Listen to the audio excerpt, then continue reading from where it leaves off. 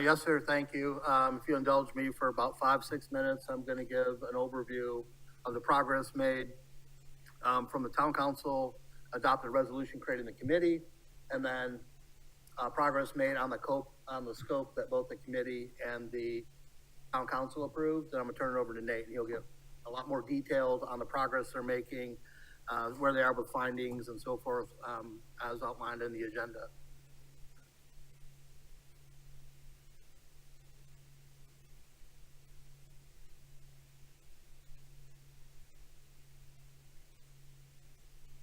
Help from our IT.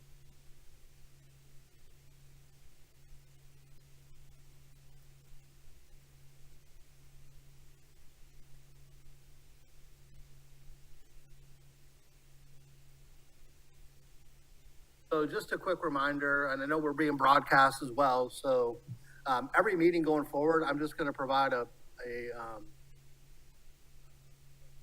progress report based on what I've been asked to do from the town manager at the direction of town council. So the authorizing resolution to create this committee had 4 main functions for the committee. And they're listed here. These are all straight from the resolution. We've completed the first 3, which were to create the committee with a certain composition, to put together the RFQ and scope of work, to solicit a consultant qualified to do the work, and then to help us select the preferred candidate and make a recommendation on to contract with that firm. Those have all been completed, okay? And then what I want to focus on here is number 4. The committee now is working with staff to guide the work of Lockmuir, consistent with the final scope of work that was approved by both town council and the committee that was part of the RFQ. We have refined it a little bit to be more technical so we can execute it, but that right now is the direction of the committee. Following that scope of work, and Lockmuir is doing what the committee council had asked them to do. There were 5 tasks within the scope of work that was approved by the committee and town council. The first task was initiation. Typically with a project like that, you meet your partners, you review documents, and you coordinate your schedule and how you're going to advance. We've completed almost every one of these tasks. We have in progress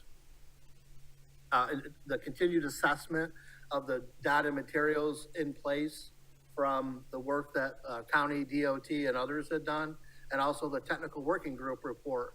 So it's ongoing or in process because they're going to look at that as they go through the entire body of work.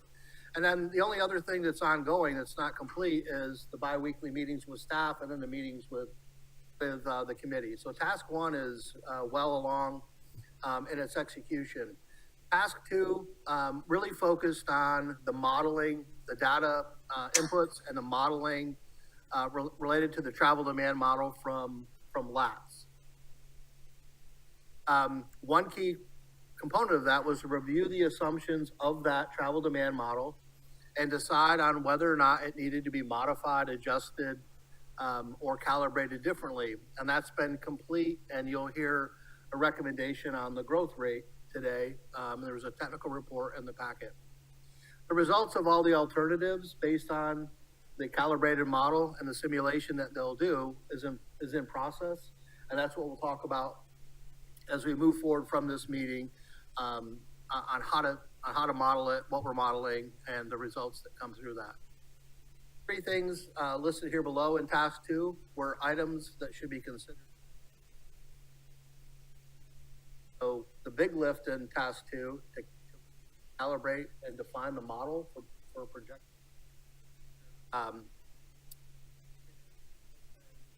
And has been basically completed, and then how the modeling would move forward is the balance of task 2. Task 3 gets a lot more detailed in the modeling component. Again, the low country area transportation model was evaluated, and what we've heard at the last meeting was that there were some deficiencies in that model, which Lockmuir had identified and recommended some adjustments to make the predictability and the confidence of the outcome of the travel demand model better. Provide simulation of modeling and various data that is going to occur here very soon. We looked at the base traffic demand model and made sure that visitor traffic, workforce traffic, all the inputs, mass transit were all evaluated as that. And then they've updated recommendations on the model, based on their task 2 study. The next half of this slide really identifies the intersections that they're going to evaluate. They have the 2-step process with the synchro modeling and then VISIM. The additional intersections will be evaluated as that capability comes online and as the alternatives are presented and vetted by Lockmuir and presented to the committee. Excuse me. There's been an evaluation of existing traffic counts as late as September of this year to include in the modeling. They've evaluated the adaptive traffic system, incorporated information into their work as they move forward with this modeling. Be generating outputs based on the modeling capability, and there was that criteria for how the model should evaluate and cost and so forth, and so the balance of this task 3 is really getting deeper into the modeling, and then these ongoing ones are more coordination. Task 4, when you start to get into proposed intersection improvements, these will be a next phase after the alternative alignments are looked at, and take a look at the different intersection configurations, both within the Pines study area from Moss Creek to Gumtree, and then the greater area.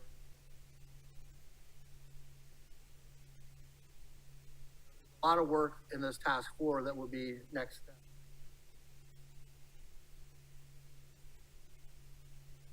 And task 5 is really bringing it all together, providing a final report, making a recommendation to town council that memorializes the work, including the recommendations, help town council. I wanted to provide you an update to make sure that we knew the final thing that the committee is charged to do, execution to make sure that this scope of work is followed. I'm going to turn it over to Nate. I know he's got a more detailed progress report on specific items, and I'm sure you'd rather hear from him on the progress in there, other than the progress that I'm making, giving you up. Thank you, Sean. Just as a reminder, too, we have some virtual participants, just if we could just do our best to speak into the microphone so they could hear us as well. But thank you to Sean, and thank you to the committee. I'm going to pull up the presentation here. Once again, for your time and associated and dedication to this project. We've been working very diligently throughout the entire course of the project since we received notice to proceed, but specifically over the last 4 weeks, we've been able to complete a few key milestone deliverables that we're excited to share with you today. And with me, we have, to help me do that, we have Kate Swinford, Tyson King, Sharif Ula, and you've been able to meet them thus far, but a new traffic engineer that's been assisting Kate throughout the course of the project as well is Michelle Romine. She's joining virtually as well.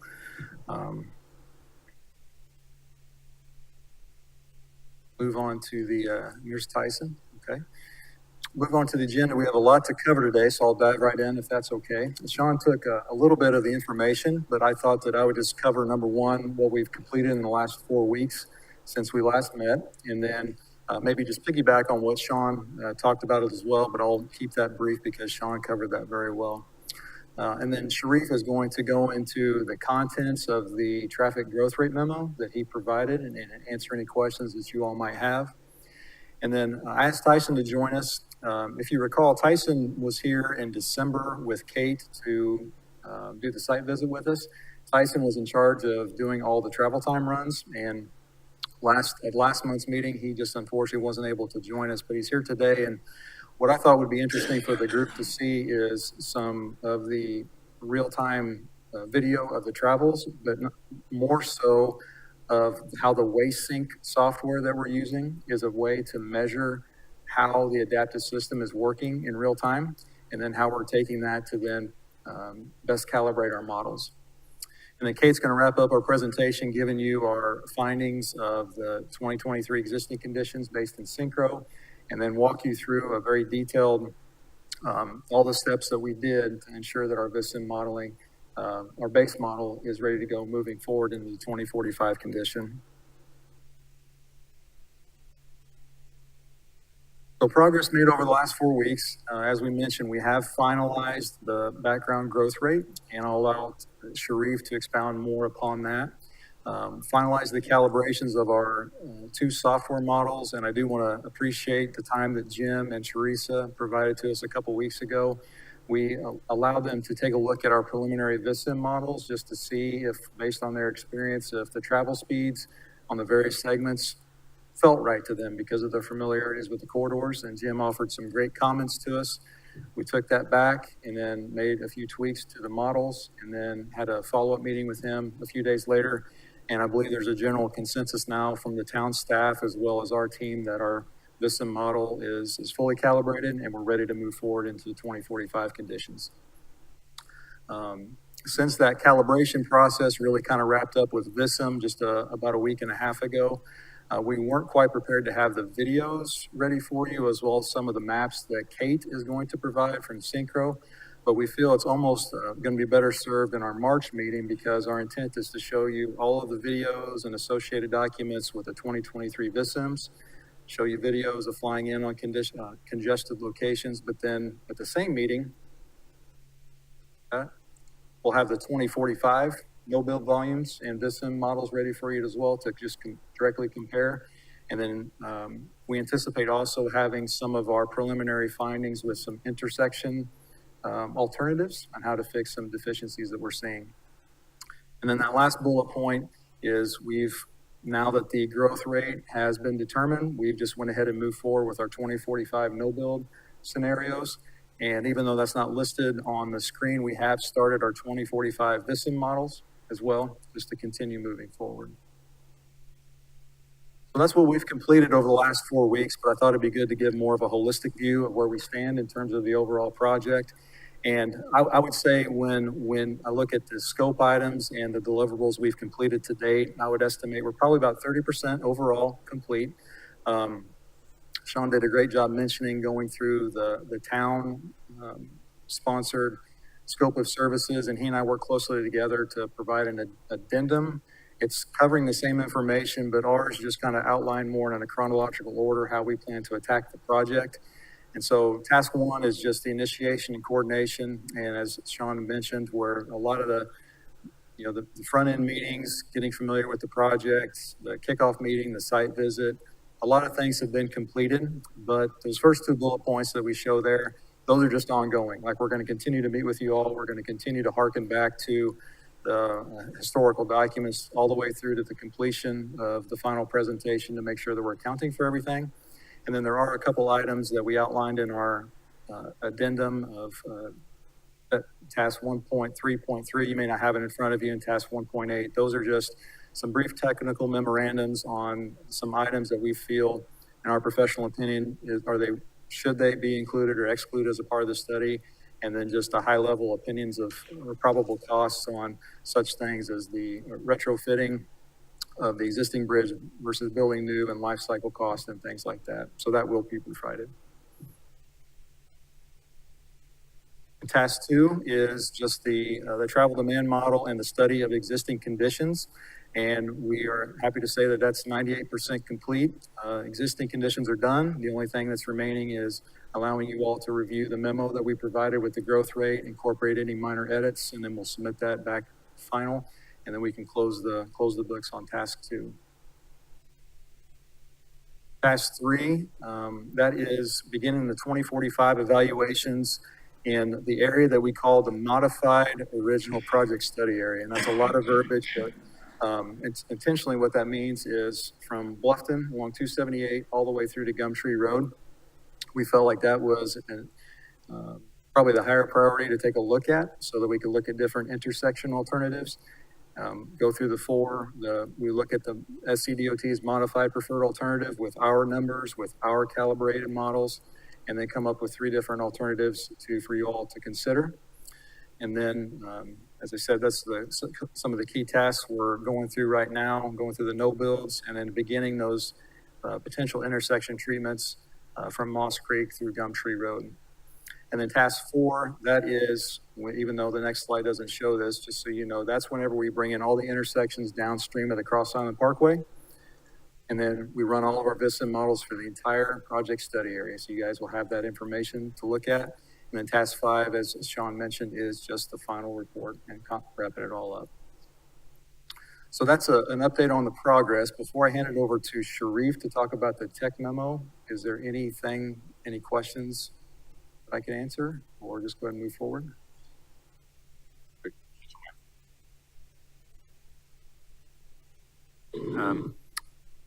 Thanks, Nate, for doing all that work, and the rest of the team.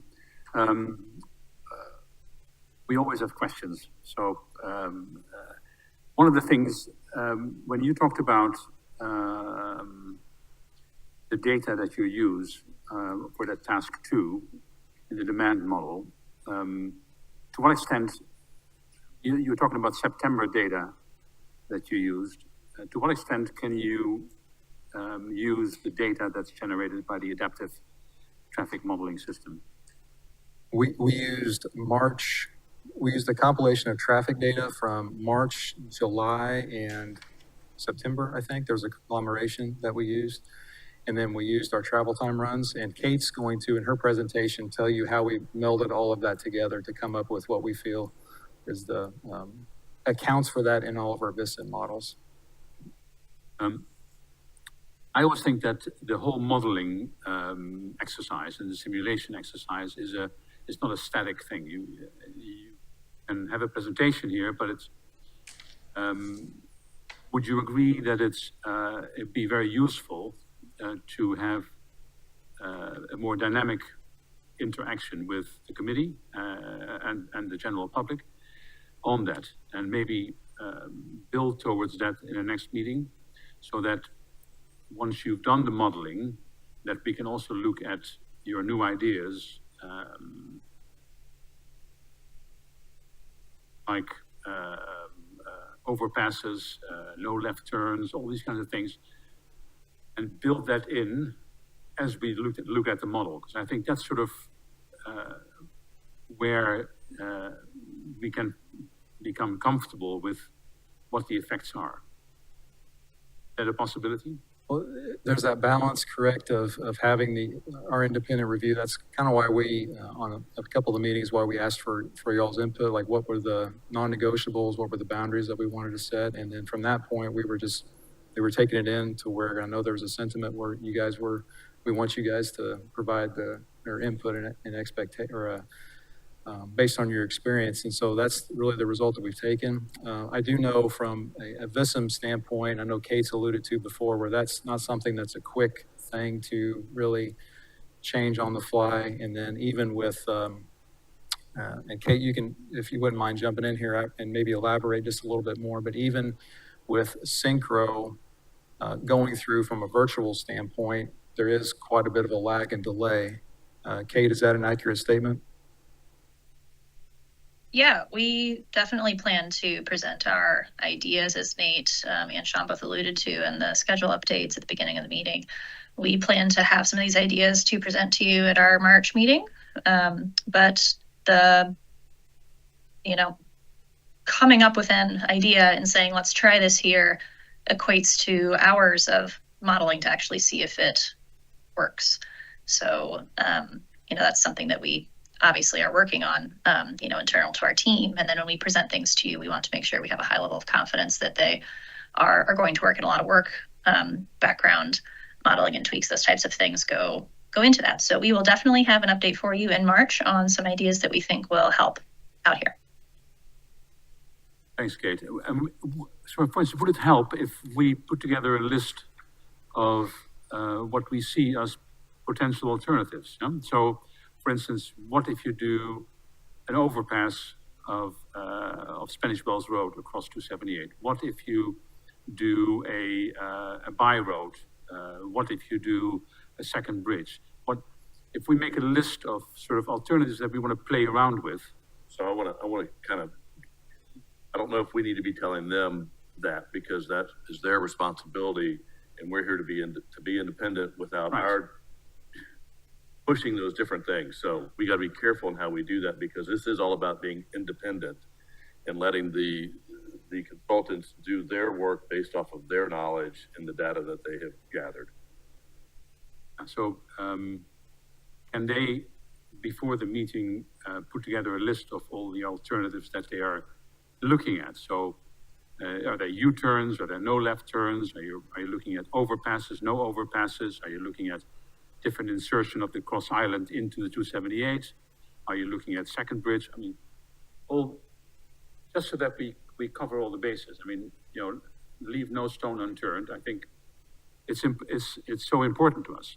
And if you look at the long term, 2045, let's say there's a scenario where we keep the option of a second bridge open and we modify the existing bridges. How will that play out, in a sense? I mean, those are very interesting things, and I think down the road, these may be alternatives that are very valid. All due respect, Mr. Mayor, I see here that we are an advisory committee, right? I mean, isn't that what we're supposed to be doing here? Yeah, so the advisory committee was put in place to garner an independent study of the corridor. And that was in hiring, selecting that company to come in and then have the reports given to us, and so that we can present to the community. But I don't think that it's our drive, because we don't have the expertise to advise how it needs to progress, because that would be taking away the independent side of it. Any previous studies by the county give us ideas on what can be done? Sure, and one of the thought processes is that this independent study could support or not support those other studies that were done from the county and DOT.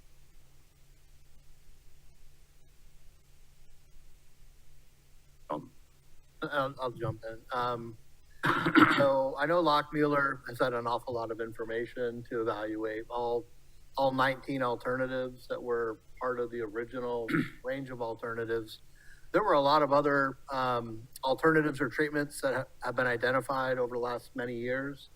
That was all part. They have the the report from the technical committee with a lot of the ideas I think that you're mentioning, Diedrich. So they have the ability to take a look at all of those alternatives, and then with their professional judgment, decide which of those alternatives they feel from their viewpoint are worth advancing, and they'll let you know. I think that's what they're going to try to do at the next meeting, is to say, here are the alternatives that we think are viable or worth advancing, and then give you the modeling for those alternatives, right? And then you can judge pros and cons. If we're going to try to model 19 different alternatives, the scope and contract is. So the first step was for them to identify with you things that were important, having significant additional environmental impacts, other things, and bake that in, and we'll come back from their viewpoint on those items that they think. Can I ask Nate and the Lochmuller team to maybe talk a little bit about what variations you're looking at from regular bridge coming over into 278? I mean, what kind of variables are you thinking about putting into that model to see what happens with the traffic flows and the level of service? Right now, at this time, we're focusing on the 3 intersections within the Stony corridor. I know that Kate and Michelle, we've been vetting through some unique options that have not been seen before at those intersections. I think we hesitate to like say what they are because we don't know yet if they're going to work yet or not. We want to make sure that there's substantial impact, because if we try this new alternative, but it's not really, if it takes you from an LOSE to a high D and it requires a significant cost, then there's not really much merit in bringing it forward. So we're still in the process of vetting those right now. Would you be developing ballpark costs along the way as you do this? High order of magnitude, yes, from like least expensive to most expensive, yes. I mean, I understand that we are an advisory committee, but I think, it's also our island, it's our bridge, it's our traffic, it's, our environments. And so, personally, I don't really care how we get there, but I want to get there. And so, that's why because it's such a dynamic process. It's when you do this modeling, you can, and I've seen quite a few of them, you can see the effects of it, and it's great to see that, and to have a more dynamic approach to it, also with the committee here, I think would be very, very helpful. So I would really, and also down the road, once we see that, then we make a justifiable decision on what to do going forward. That's important for not just for the town government, but also for the general public and residents in Hilton. Any other questions or comments? Go ahead. We'll go ahead and move forward into Sharif's part of the presentation. Sharif, feel free to go ahead and jump in. Thank you so much, Nate, and good afternoon, everyone. So today I want to give you a complete update on what we have done so far to estimate the traffic growth rate at the bridge. So when we initiated the project, our first goal was to take a complete look at the LATS travel demand model, because typically travel demand model is the key tool or the main tool to identify such growth rates like the WHP bridge right there. And then once we started evaluating the model, looking at all the input data, how the model process worked, the technical memo we received from the consultant who developed the model, then we identified some of the key issues. In couple of the previous meetings, I probably briefly talked about those. So today, I'm going to give you a complete update of what we have found.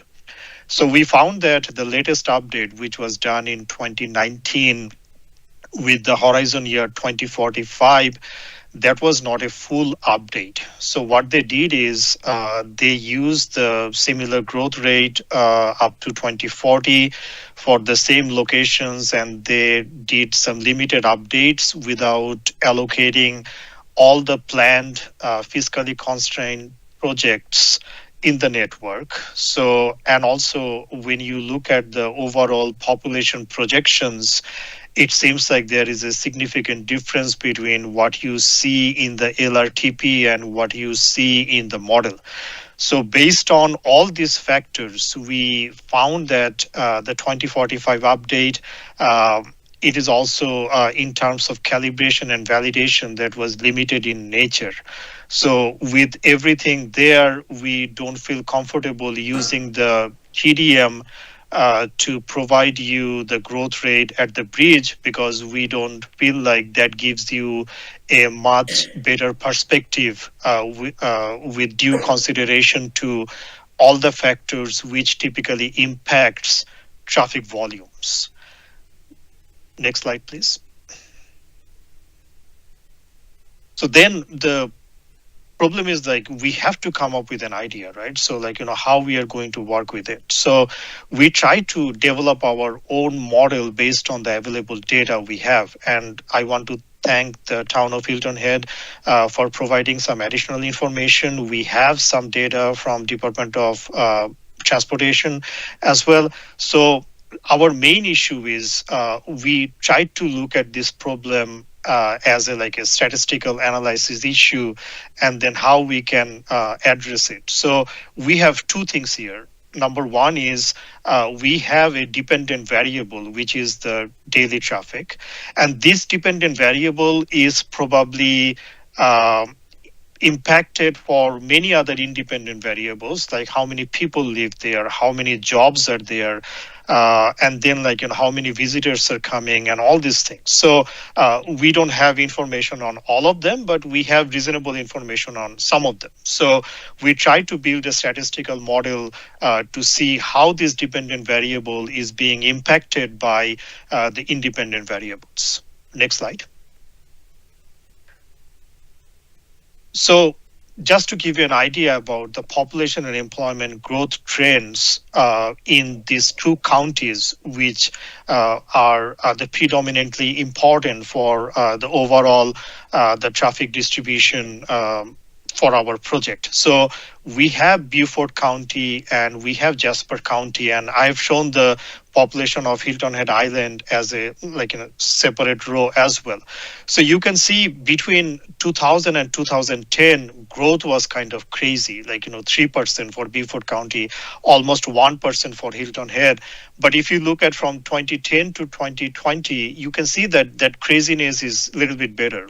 Things are slowing down, and ideally it will be you cannot have unlimited growth in a limited area. So there has to be some slowdown, and you see that reflection when you look at the annual growth trend from 2010 to 2020.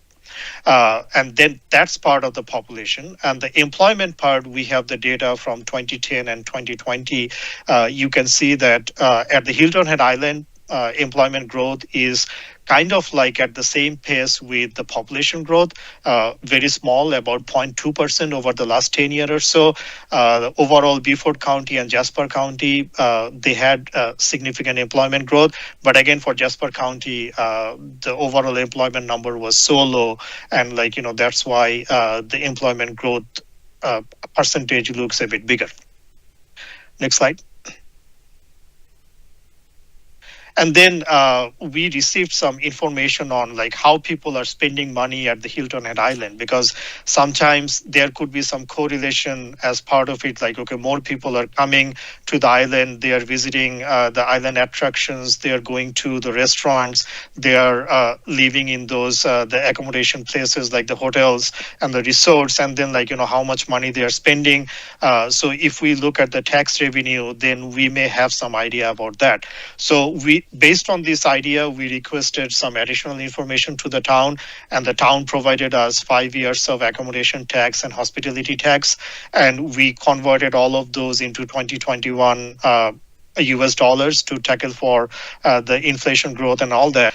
So this is kind of a summary of this. And the town also started taking note of how many short-term rental units are being in the market within the Hilton Head Island, but unfortunately that's just started for 2023. So we don't have any historic information on that. So we couldn't use that information as part of our statistical analysis. Next slide. So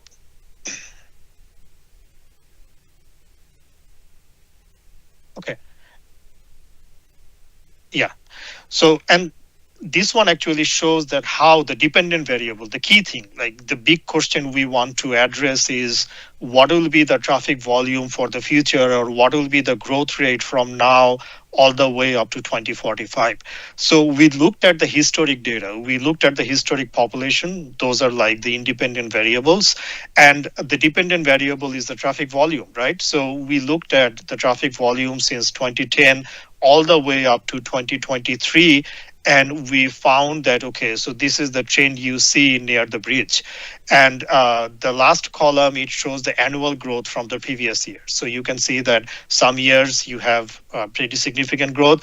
And if you have big growth, immediately next year, like, it tries to mitigate for that. So like, that trend went on. And from 2019 to 2020 and from 2020 to 2021, it's all because of the COVID-19 related restrictions. You can see it here, sudden drop for 2020 and sudden rise for 2021. It's all about that.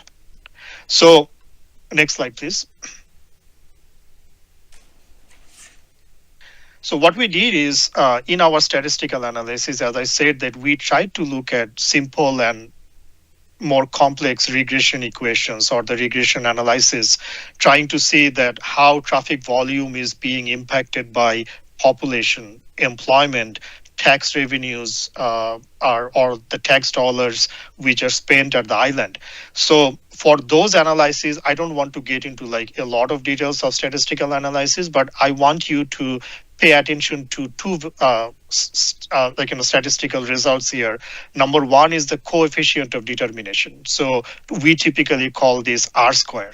So if the R square value is high, that means whatever the variations we are having in the dependent variable, in this case, the traffic volume, it's because of the independent variable which is causing it. So if I say that R square value is 7, it means that 70% of the variations in the dependent variable, it can be explained by the independent variable, the variation in the independent variable. So that's the R square.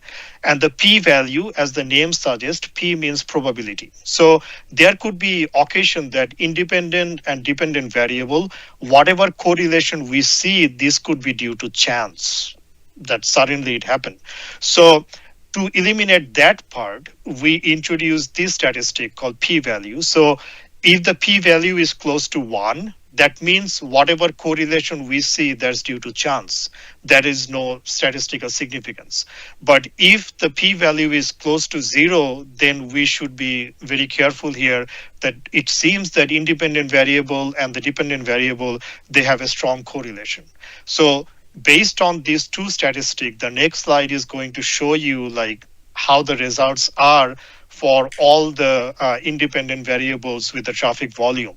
So you can see that the total population and the total employment for Beaufort and Jasper counties, and it's understandable, right? So you have more people, more employment, more economic activity, more demand for travel, more rise in traffic volume. So you can see that R square values are very high, 0.95 and 0.9 for population and employment. And if you look at the p-value, it's so close to 0, almost 0. So it means that these correlations are not due to chance. For the accommodation tax, it shows some promise, but not a lot. And then for hospitality tax, we couldn't find any correlation there. So based on this analysis, we found that the biggest indicator or the biggest independent variable which is influencing the traffic volume at the island, that's the population. We also tried to do more complex regression analysis where you have 2 or more independent variables combined together. So that didn't give us any, I would say, like, satisfactory or promising results other than this. So we decided to use the population as the biggest independent variable to come up with a prediction tool for the future traffic. So if you please go to the next slide.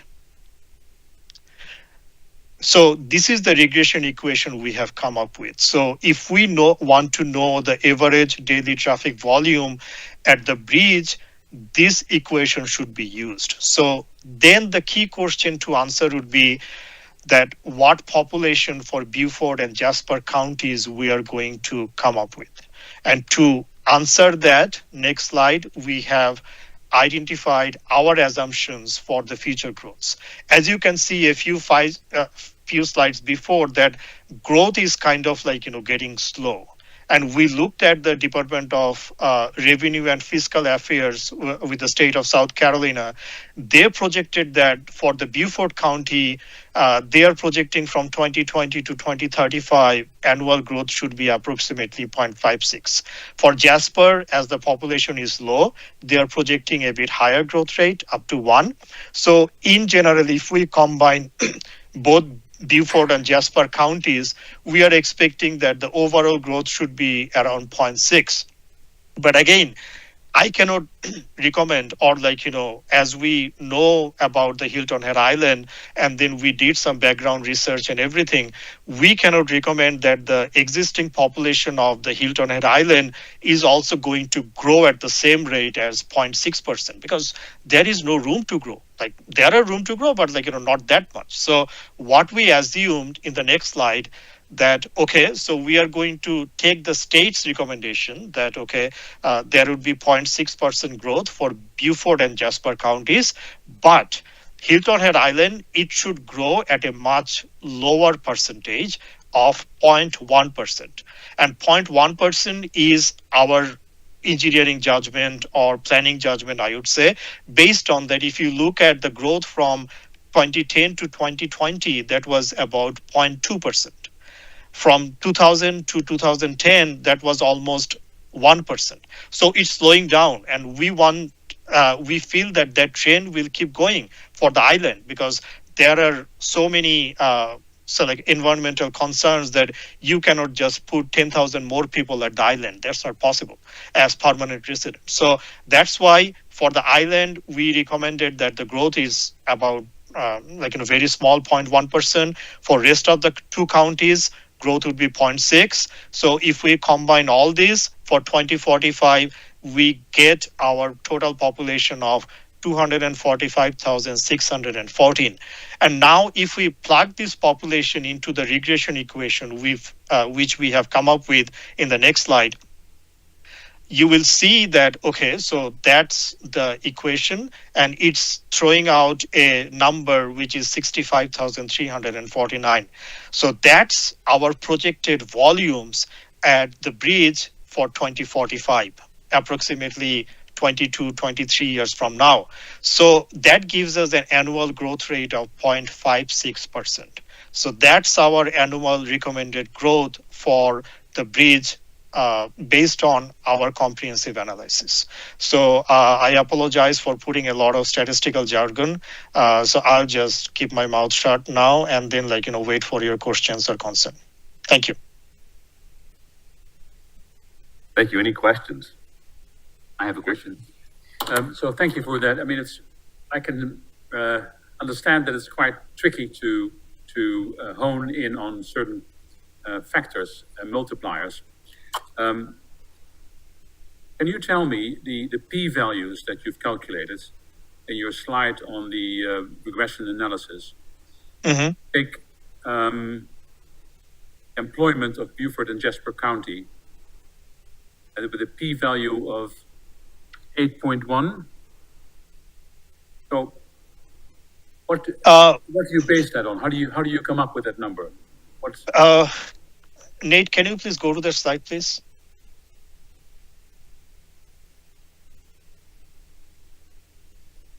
Yeah. So it actually means that it's 0.000. If you put 7 zeros, then there will be 8. So it's very, very small. It's a bigger number. That's why we use the E number. E actually means that after the point, there will be 7 or 8 zeros. Then you will have this value. So basically, this is a very, very small number. That's actually not 1.5 or 8.1. So it says 1.5 E minus 8. That means that after the period or the point, there will be 8 zeros. Then there will be this number. In terms of applying this on the modeling and the traffic volumes, if you have to apply a deviation on the number that you've come up with, growth rates, Yeah. Because I always like to say, it's never an exact number. It's much better to have a range or a floor and a ceiling, and then in the middle you can argue. Yeah. What kind of deviation would you see from the? So it's a very good question. So for any statistical analysis, people typically ask, okay, what is your confidence level, right? So our confidence level for this analysis is 95%. So we assume that there would be a normal distribution of the results, and 95% with 95% confidence, we can say that, okay, this will be right there. But again, you can think of there will be an upper and lower limits. But as the study is kind of looking for a specific number for the future growth, which would be used in your 2045 analysis. So we wanted to show one number, but ideally, there will be a range, and we are considering so many factors for the future. Things may go in a different way 5 years from now. Economy could be in a recession, or there are many studies going on which shows that the US population is going to decline after 2040, depending on how the immigration policies are going to act. So there are so many other variables which we cannot think of right now, but there will be a range ideally, but we wanted to give you one number for the benefit of the analysis. If I can add, Sharif, in actuality, he's exactly correct that there will be perhaps a 5% fluctuation away from this number, because our confidence in it is 95%, which is incredibly high. I might add, I think Sharif did a fantastic job with this analysis, and I'm really pleased with the results. But for the purpose of modeling, we do have to pick one growth rate, because we have to put one set of volumes into our model. And anytime that you change variables in the model, whether it be geometric constraints of the roadway, like intersection type, which we've been talking about a lot, or volumes, that counts as an additional model run. So we thought that for this study, it would be best to use our multiple analysis runs on different intersection and geometric configurations rather than slightly varied growth rate projections. So that's what we plan to do. So in a sense, you've picked the 0.56% growth rate for Hilton Head. So your band is really from 0.5 to 0.6. That's sort of where you operated. I mean, it's a crystal ball at the end of the day. Correct. Yeah. Yes. So yes. So it will be somewhere there, yeah, in between. But the deviation will not be that much, because we are thinking about 95% confidence interval. So it's if we think about 90%, then there could be 10% variation chance here and there. And this analysis is it's called ANOVA, analysis of variance. So that's what we try to do as these studies. So if you want to try this formula, you can put 2010 population, and you can see what was the traffic volume at the bridge in 2010. You can try 2020 population, and you can see what was the volume at the bridge in 2020. So you will see that the numbers are very close, and that's why the R-square value is 0.95. So what we are trying to say is, whatever the variation we have in the daily traffic volume, 95% of that is being addressed by the population numbers by year. Thank you. Any other questions, comments? Any? Thank you very much, Sharif. Thank you. We'll move over to Tyson. And Tyson, we have just a couple slides before we do the video. And can you see ours? Can you see the presentation? Okay.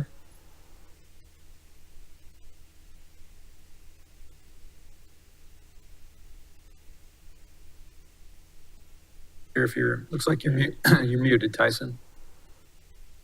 Sorry about that. I'm seeing the room and the rest of our crew and teams, but if you guys see it, that's fine. I know it's on.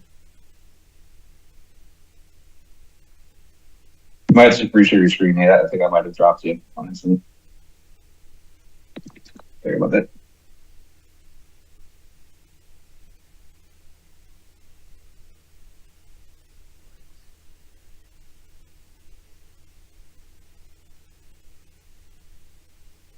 Say, Tyson, do you have the PowerPoint slide or the PDF of the slides, and you just go through those in the email that I sent?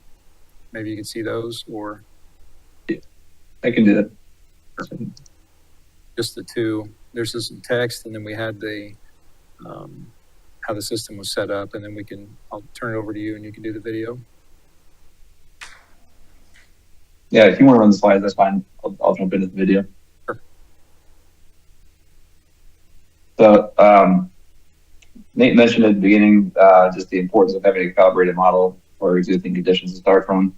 And then that's a very critical input for future scenarios. And then Sharif did a great explanation of how the growth input is also included in the future scenarios. So going to the calibrated existing model, this project is somewhat unique and brings some different challenges because it is an adaptive system.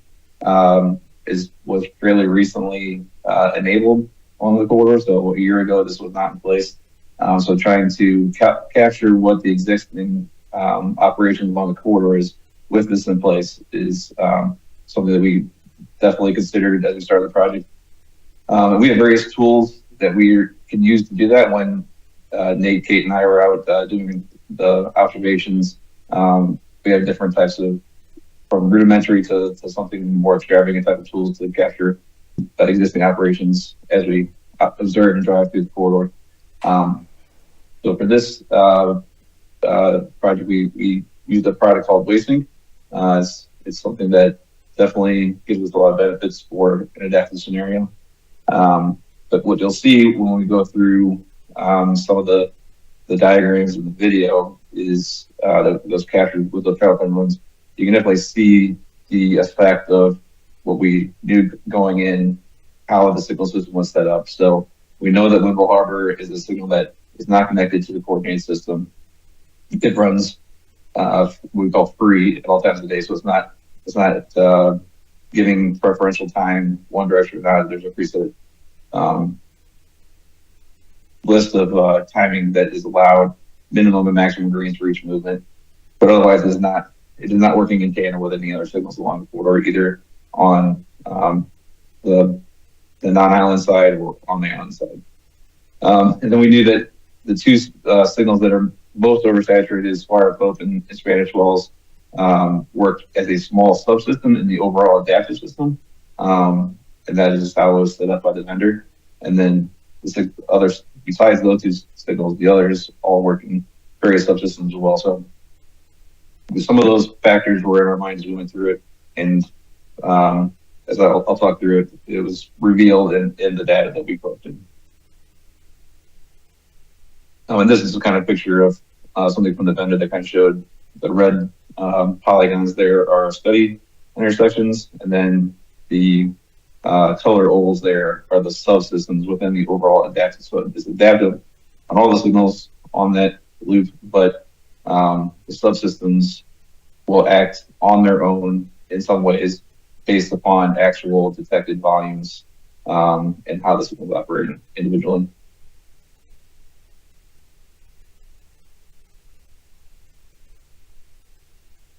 Tyson, do you want to go ahead and share your screen? Yep, I can do that. So this is the product Wasting. What you'll see here, the big color bars here is kind of our bread and butter when we're doing signal optimizations or signal system operations. It's a time-space diagram, so the x-axis is time, the y-axis is space. So and what we're able to do with Wasting is we lay in these green and blue bars, which is it's from Synchro. So it's the Synchro model of the base timing plans that the adaptive system is using. So all adaptive systems start with some type of base coordinated timing plan, and then it's allowed to vary. In this case, every 20 minutes, it will look and should I vary the coordination plan or different parameters of each intersection based upon what has happened in the last 20 minutes. But starting from a base, so the base is what is in here, which starts with the colored bands.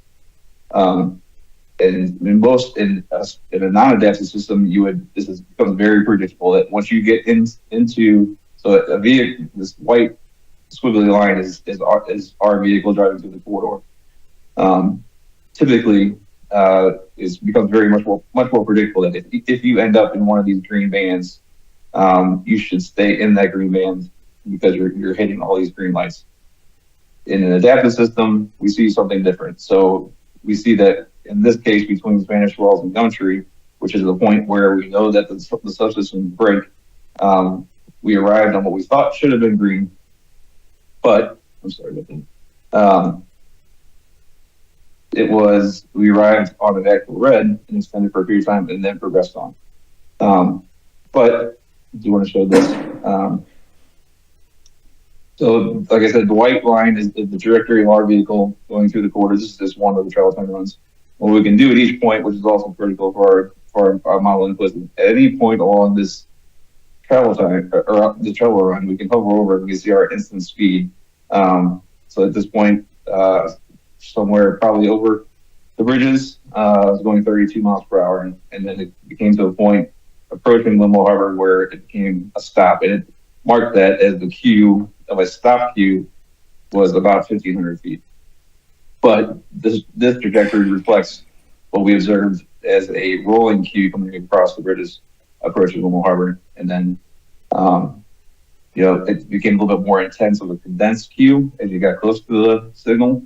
And then once we got kind of moving, we moved very well up to Squire Pope in Spanish Wells, made those through on a green.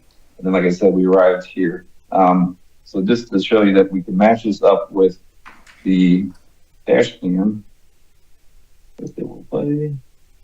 Oh, sorry, I got to resize this. So this is all happening within the same software. So as we're driving along, we started at Buckingham Plantation Marsh Group and came across the bridges. And then as we can see here, it's kind of a rolling queue. So if I just pick spots here as we're going over the bridges, you see a lot of brake lights. But generally it's moving, but it's kind of a stop and go scenario. And once we get closer to Windmill Harbor, you kind of see here, you get a little bit more of a congested queue approaching, but the signal just around the corner here, and we do eventually kind of make it through on a rolling green. Once we get to Squire Pope, which is roughly here in the diagram, so we're on this light line, we're about here, and we're approaching. As you can see, we expect to arrive in a green, and we did. And then just downstream at Spanish Wells, it's actually not too far. And here, we arrive at Spanish Wells, or at this point in the trip, we arrive on a green as we expect. However, once we get to Gumtree, approaching Gumtree, we expect to be arriving on a green, but as you can see in the video, the signal is red, and this flat white line means that the vehicle stopped and then progressed for that amount of time. And then from there, the trip was fairly what we expected.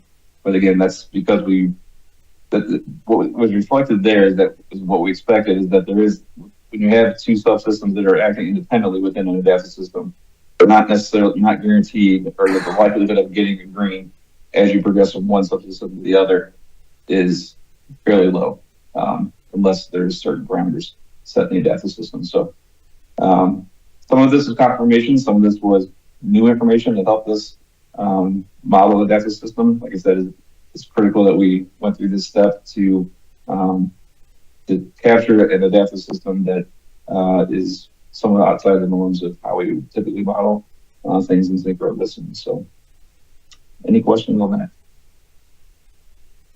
Questions? I have a question. So, all these observations are very interesting. Will you, in your work, come out with recommendations on how to improve the adaptive traffic system?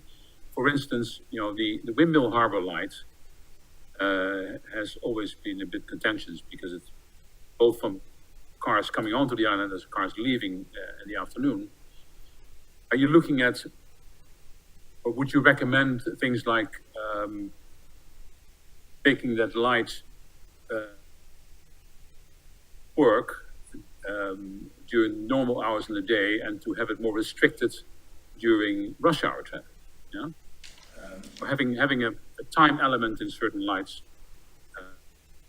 operation, and the same for other things. So, is your study also going to come through on how this could potentially improve how you can actually get that whole green stream going off and onto the islands?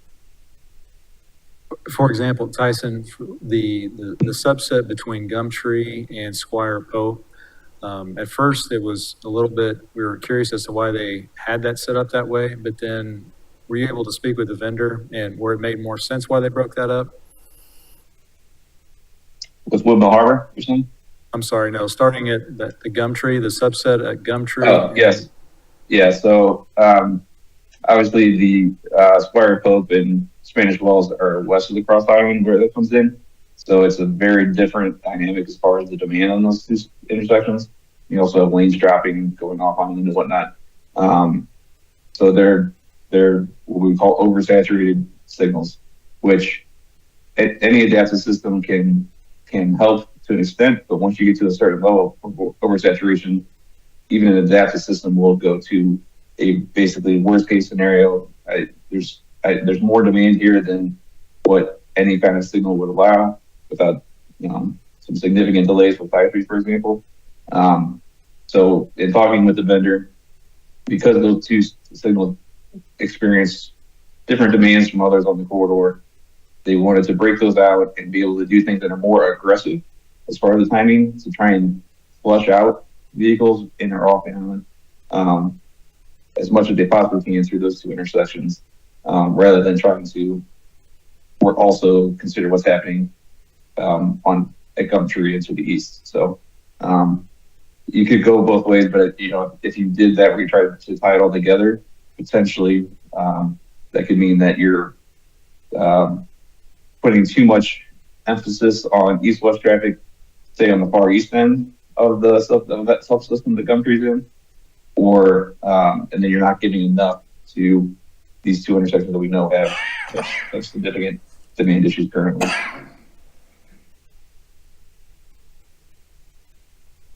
Any other comments or questions? All right, thank you, Tyson. Stop sharing.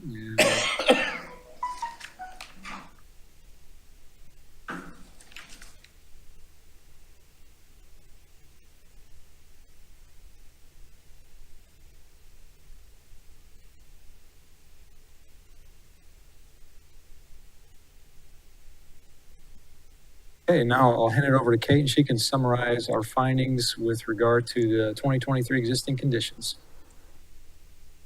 Are you presenting the slides? Right. Okay, great. Thank you. Hello, everybody. I am going to present our preliminary existing 2023 conditions today, and I want to point out that this is based in synchro methodology at this time. We are doing the same methodology and summary process in VISM, which I will explain at the end of the existing conditions preliminary results, how we went about calibrating our VISM model. Nate mentioned at the beginning of this meeting that we have, arrived at the end of that process. It was very lengthy. It involved a lot of back and forth amongst our team, input from town staff, which we thank you for again. And, those results are going to be presented to you in concert with the 2045 no build and potential alternatives to address some of these issues that we see at the March meeting. But we still felt that it was worthwhile to show you some high-level preliminary results of what we see along the corridor today, and potentially some areas that, of course, we know we need to focus on when we consider those geometric improvements for the corridor into the future. So just a few high-level tidbits about Synchro. Synchro 11 is the software that we are using. It is a traffic capacity model that's based on the 7th edition of the Highway Capacity Manual, which is updated by the Transportation Research Board, and it was most recently updated in 2022. So it's the most current version of Synchro, the most current version of the Highway Capacity Manual that's being referenced for this analysis. I'll talk a lot about level of service. Level of service ranges from A through F, and you can see in the table on this slide that there are different thresholds for signalized versus unsignalized intersections. And I think it's also really important to point out that this isn't necessarily like the letter grades that you get in school, so to speak, where everybody always wants that A. We consider, and we've talked about this a little bit prior, that a level of service D or better is typically acceptable on congested urban corridors such as this, and on side streets for unsignalized intersections. It's not uncommon to see level of service E or even sometimes level of service F for those side streets if they are not at a signal and they are also low volume. So you may see some of those sprinkled throughout our results. I'll try and point those out as we go through. Level of service is tied to delay in seconds, so those two values are linked together. We will also report 95th percentile queue length in feet, and that essentially means that the queue length reported is a maximum, so to speak, and it's typically only exceeded or only reaches that point once or twice during the day. So we try to understand what the worst point is going to be, and if we can accommodate the worst point, it stands to reason that it'll be able to accommodate the rest of the 23.5 hours during the day acceptably. The last thing you'll see in these tables is a volume to capacity ratio, V to C. That is essentially based on the number of lanes that is currently provided and or the amount of green time that is provided to that specific movement through signal timings. So a V to C ratio of 1 indicates the intersection approach, or that movement in particular, is at capacity. At capacity means that if it has any more cars added to that movement, or if any green time would be taken away from that movement in a future condition, we expect it to be worse over capacity than it would be failing. So if you see any values approaching 1 or over 1, it's an indicator that the approach is over capacity. Anything less than 1 obviously means that it has additional capacity to spare for these movements. So next slide, Nate. Just some high-level general findings. While several intersections experience long delay and queue lengths during the AM peak hour, we observed the PM peak hour as having overall generally worse operating conditions. There are long delays that occur along side streets at unsignalized intersections throughout the study area. That was not surprising to us. If you are a side street along a busy corridor and you do not have a signal, it's going to be hard for you to get into the stream of moving vehicles. I'm sure, you guys realize that every day as you traverse this corridor. We observed a rolling queue that begins at about Wilbourn and continues westbound over the bridge during the PM peak hour. That was also something that we noted during our site visit, as Tyson alluded to.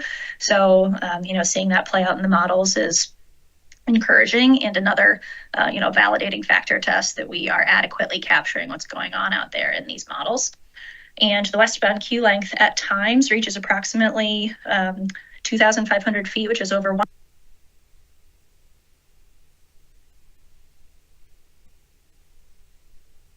Hey, your mic went out. Hey, can you hear us? Your mic went out.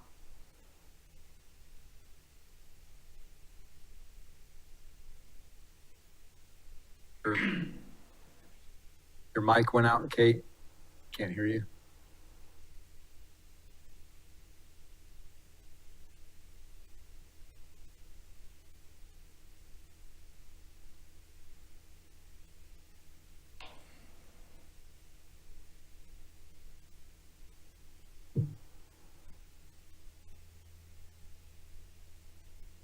No, we can't hear you.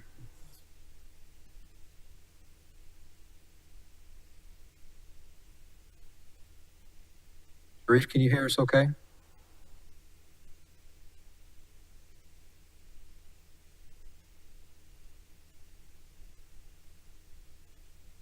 If we log back on to the. Sure.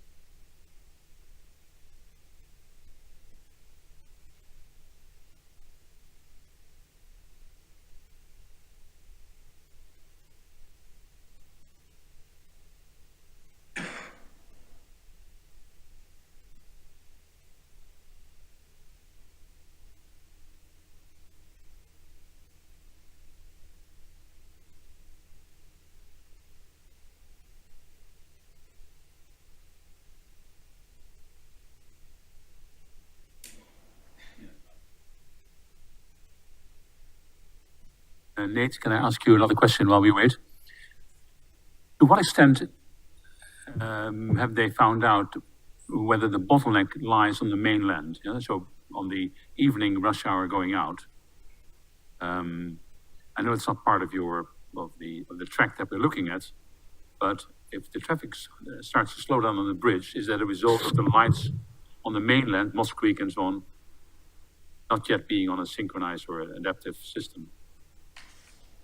I think having it on the adaptive system would help. And she is going to be talking about what we observed here. Hopefully we can get her back on.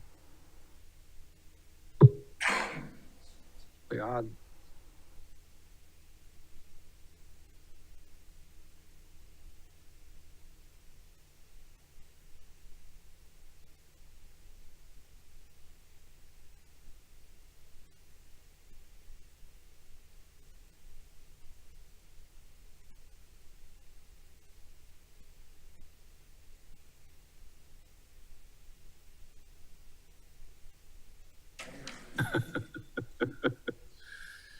So anybody that's online watching, just so you know, we're having some technical difficulties with our Teams meeting.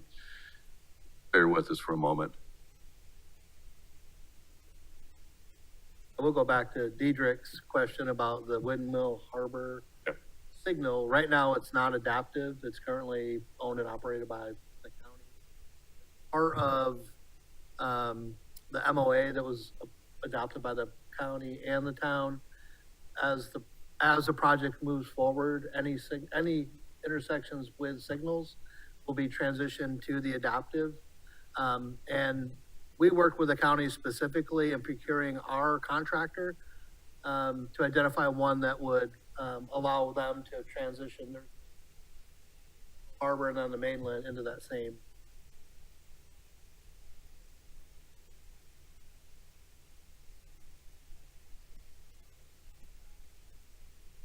Backups on the mainland.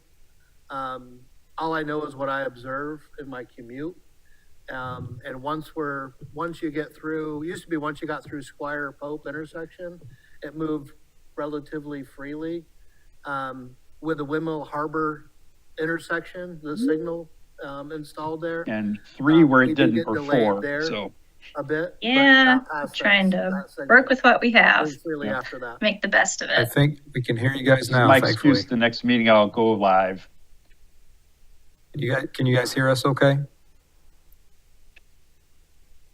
Can you hear me now? There we go. Yes, we can. Yep. Great. Sorry And about you guys, can you hear me Yes. now? Yes. Sorry about that, Kate. Okay. So what was the last thing you guys heard me say? Just go ahead and start over from scratch, Kate, right? No, just teasing.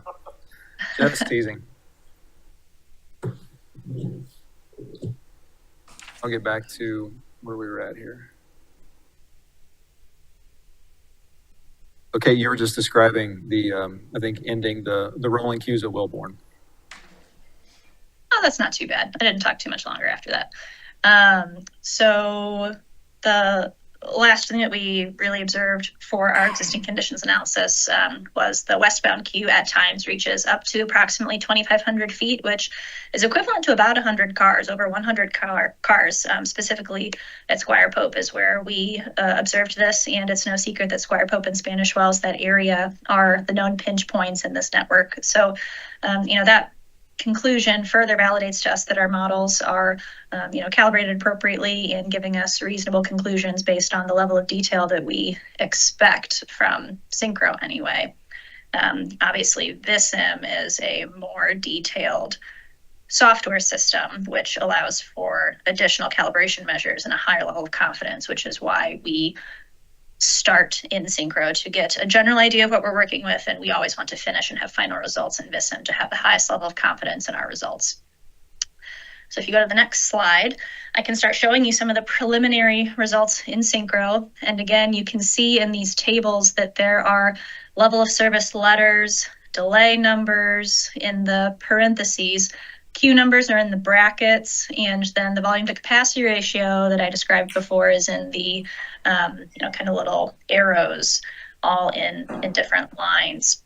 So the intersections also will all be numbered. They have a unique number in our system. So hopefully, if you want to look further into this, this should be pretty easy to follow.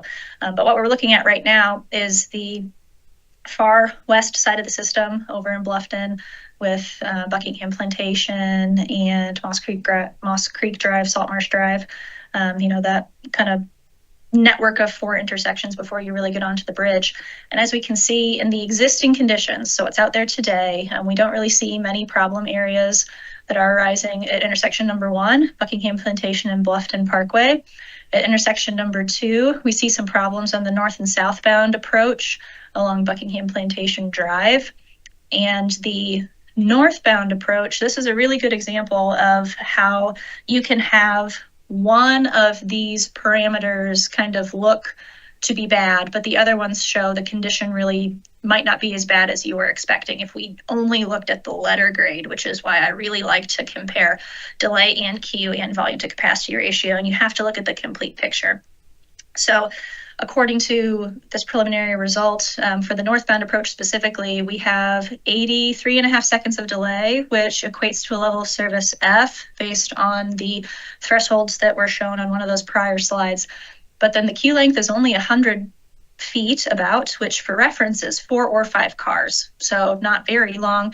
And then the volume to capacity ratio is only 0.57. So if we remember, I just explained that if a volume to capacity ratio is at 1 or close to 1, that means we have some problems. There's not much room left in the geometric footprint of that approach or in the green time that it's allotted to allow for additional cars or for variation in the peak hour volumes as they arrive to this point.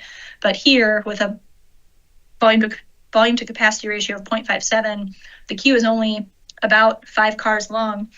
This failure, this level service F, is really due to how long these folks are having to wait. So, it's due to the signal timings and the green time that we really have to give the main line, the east-west movement. So just trying to give you guys some additional context as you click through here, you'll see some additional Fs like this that, really are not the largest concern, I guess, of ours moving forward. We're more concerned about the approaches that have, very extended queues and levels of service that, and volume to capacity ratios that are over 1 or approaching 1. So as you can see for intersection number 4 there, that Fording Island Road, this is an unsignalized intersection. Another really great example of, I explained before, we might see some level of service E's or even F's on side street approaches that don't have a signal. That those results, they don't have green time that's allotted to them to be allowed out onto the through movement. They really are just at the mercy of if they can find gaps in the through traffic. And the more congested a corridor is, the harder it is for them to do that. So you can see that play out here, the northbound approach trying to turn on to the through line, the bridge, the parkway going over the bridge. It's really hard for those folks to do that, and the results show accordingly. So on the next slide, we have our next string of intersections, 5, 6, 7, 8, which is from the Wildlife Refuge all the way down to Jenkins Road. Again, we see the Wildlife Refuge is an unsignalized intersection, as is Blue Heron Point Road and Jenkins Road. All of them have northbound and southbound approaches that don't look great, but that's a function of not having signalized access at that point.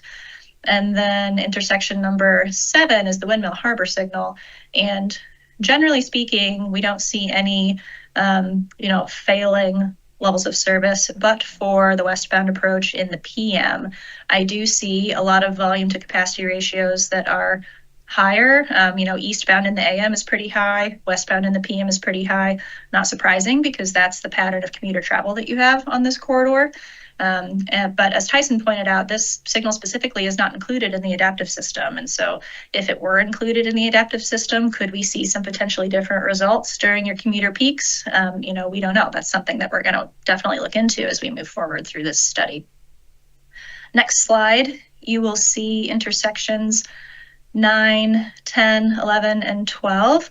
So these are Squire Pope through Gumtree Road. This objectively is where we expect to see the most delay, kind of the worst levels of service in your system. And as you can see, Squire Pope, the overall intersection is failing. I didn't explain this before, but the overall intersection level of service is a summation of every individual movement and approach. And so you can have some approaches that fail, but the overall intersection is generally doing okay. And that tells us that we really just need to focus improvements on one specific area rather than the intersection as a whole. But the fact that Squire Pope is failing in the PM, it's further confirmation of what we already know from our site visit and some of the other analysis we've already done, is that the entire intersection really needs adjusted for how we handle this traffic there in the future. Intersection number 11, Spanish Wells and Wild Horse Road, I quite frankly expected to show up worse in this preliminary analysis, but this is happening because of the difference between Synchro software and Vissim software. Synchro software is excellent at signal timings, and it is excellent to analyze corridors where intersections do not have much interaction in the queue lengths between the two signals. This particular area of your corridor, we all know, has a lot of interaction of queues between the signals, queues that don't clear the cycle length on the first time, queues that propagate back from Squire Pope, potentially back into Spanish Wells, as I observed specifically when I was out there doing your site visit. So those are all things that do get addressed in Vissim, and that's one of the key reasons why we don't like to approach these studies with an either-or mindset for the software system. We like to use them really as a pair. Synchro in the beginning, but then we know that Synchro is limited in scope with what it can do for some things, which is why we complement it with Vissim, which is the higher calibrated, more detailed model that's able to really capture those interactions between signals if we have rolling queues such as that. So to, potentially head off any questions or just let you know, I do expect the Vissim results for Spanish Wells are going to not be what is shown on the screen here. But again, these are preliminary Synchro results only, and Synchro does have some limitations that we acknowledge, and I expect those to be completely fleshed out when we prepare the Vissim results and show those to you next month in March. Next slide, 8. So this slide shows you the eastern part of the parkway, 13, 14, 15, 16, 17 is from Jarvis Park Road all the way down to Indigo Run. We see less congestion on this part of the corridor than we did in some of the others, which isn't surprising. A lot of the traffic has already, taken the Cross Island Parkway by this point, but there are still a few approaches that look like they have some congestion issues that we are gonna certainly look into and make sure that as we add on the future growth with the 2045 volumes, that these areas are either addressed and mitigated or don't get any worse than what we're showing now for this particular section. The next slide is some of the smaller intersections associated with the Cross Island Parkway interchange. These are smaller in volume, kind of more on the local system. So they, really didn't present any problems in the existing conditions, but it was important to include these in the model because they do feed into some of the larger intersections. And we wanted to have an understanding of where the volumes were coming from before they get to the main corridor, which is why these were counted as part of the traffic volume counts. And if we had traffic volume counts for them as part of that March 2023 data, we're including them in the study. So that's why we're reporting these for you here today. The next slide, 21 through 26, we have Bay Pines Road down to Archer Road. Again, a lot of the traffic has potentially dissipated or not gathered by this point as we're getting further east onto the island. And so I don't see as many concerning existing conditions on this part of the island. But again, we certainly are going to make sure that we do our due diligence and make sure there aren't any other problems that pop up or that these existing conditions don't get exacerbated when we have our growth traffic for 2045 added onto these conditions. And our final slide showing preliminary synchro results shows Target Road down to Sea Pine Circle. Again, nothing incredibly concerning here, although I will also note Sea Pine Circle is a bit of the same situation as we had up at Spanish Wells. Synchro is only so sophisticated when handling roundabouts. VISM is excellent. So I expect that we might see some different results for intersection 29, specifically for Sea Pine Circle when we have our VISM existing results to show you. But in the spirit of completeness, I didn't want to leave any of these intersections out as we were showing you the preliminary existing results. So I do have one more topic to cover, which is our VISM calibration methodology. But I guess before we switch topics, are there any questions about the existing preliminary synchro results or how we collected that data? Sure. I can ask anybody else. Yeah. Dietrich? So I just want to understand. So you've a great level of detail on the synchro data that you've gathered.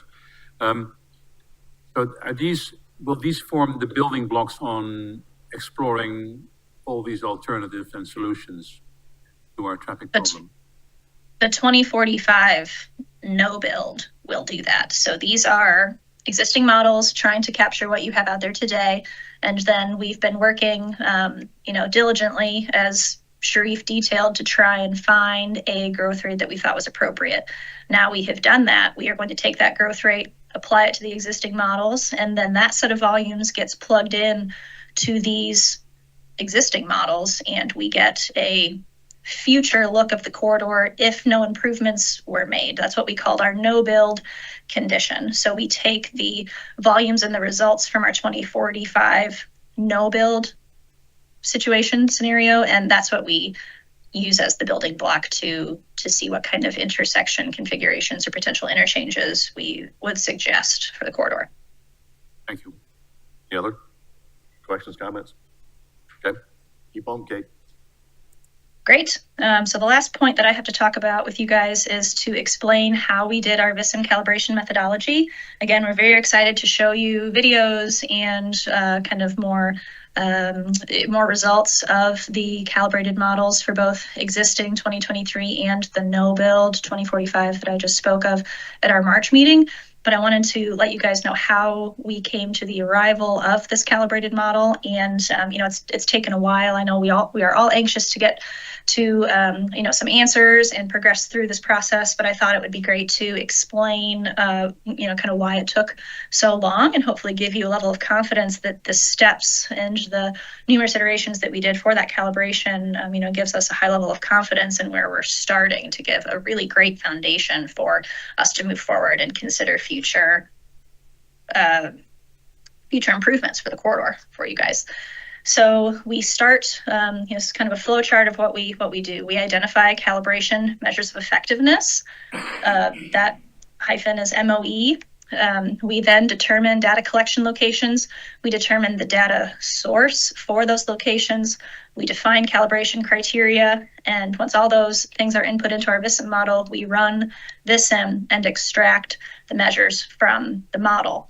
And from those extracted measures, we compare them to the on-field site data that we've collected, and we test if the model results are close enough to what we actually observed in the field to be satisfactory. If that answer is no, then we go back and tweak all the parameters, the data source, the calibration criteria, the measures of effectiveness. We tweak some of those things and run VISIM again. And it really is a cyclical cycle until we get the answer, does the test model results satisfy our criteria? Is it close enough to the existing observed on-field data that we consider it acceptable? And only then, once that answer is yes, do we say we have this calibrated VISIM model.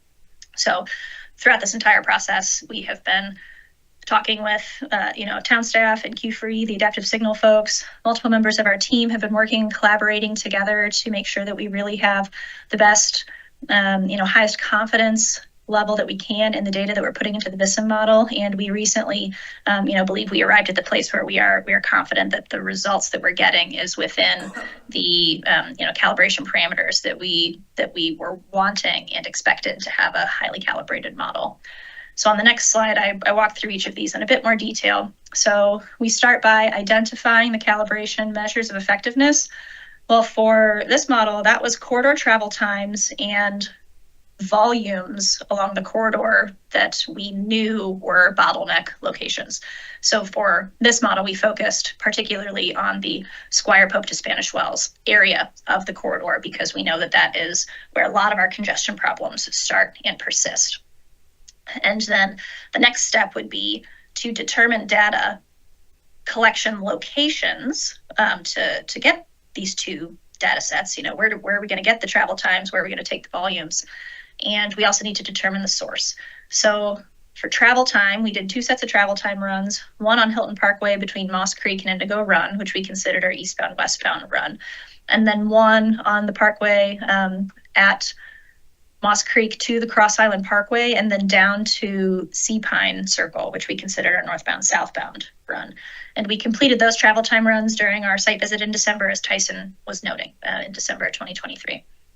For the volumes, we looked at the volumes on Hilton Parkway east of Squire Pope for both eastbound and westbound, and then west of Spanish Wells, both eastbound and westbound.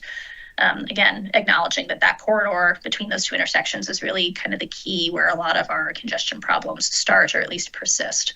And then for the Cross Island Parkway, we took volumes north of the Marshland Road interchange, both northbound and southbound.